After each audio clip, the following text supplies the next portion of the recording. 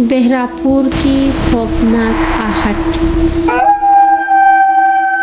हवेली में आग लग चुकी थी। शोले आसमान को छू रहे थे और पूरा गांव तमाशा देख रहा था।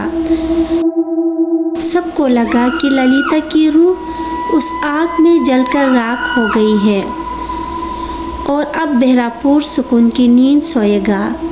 लेकिन असल खेल तो अब शुरू होना था। रीना का कमरा। कुछ दिन बीत गए। रीना अपने कमरे में खामोशी से बैठी थी। बाहर बारिश हो रही थी। अचानक उसने महसूस किया कि कमरे का टेम्परेचर गिर गया है। उसने खिड़की बंद करने के लिए हाथ बढ़ाया। तभी उसके कान के पास एक ठंडी सांस महसूस हुई। रीना को लगा आग उससे रोक लेगी। एक बारी आवाज़ गूंजी। रीना ने घूम कर देखा, पीछे कोई नहीं था।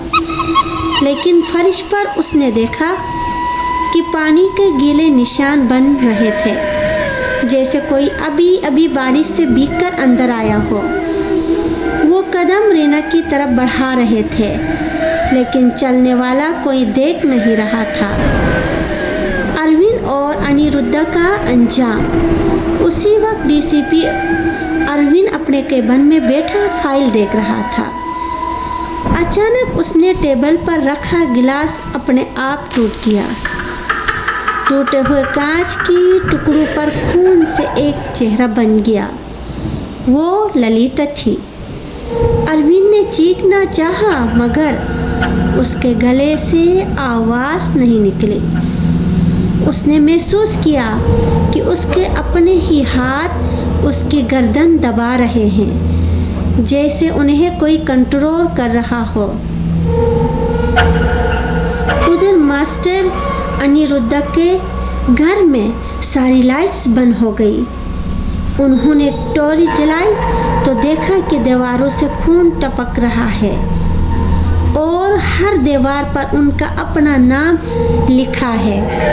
हर तरफ से सिर्फ एक ही आवाज़ आ रही थी, भारी जूतों की आहट, टप टप टप। आखिरी मंजर।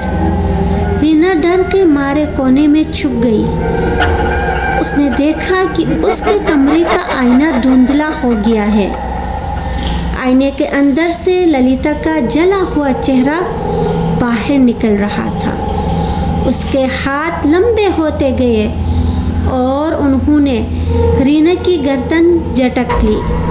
ललिता ने मुस्कुराते हुए कहा, मैं हवेली में नहीं, तुम सबके दिल में रहती हूँ। जब तक तुम्हारी धड़कनें चलेगी, मेरी आहट तुम्हारे साथ रहेगी। अगले दिन गांव वालों ने देखा कि रीना, अरविंद और अनिरुद्धा तीनों गायब थे। उनका कोई नामो निशान नहीं था। बस हवेली की राह में 3 नए पैरों की निशान देख रहे थे, जो सीधा उस जली हुई तहखाने की तरफ जा रहे थे। अब बहरापुर में कोई नहीं बोलता, क्योंकि वहाँ अब सिर्फ हवाएं नहीं चलती, वहाँ आहट राज करती है। तो शायद आपके पीछे भी अभी कोई चल रहा है।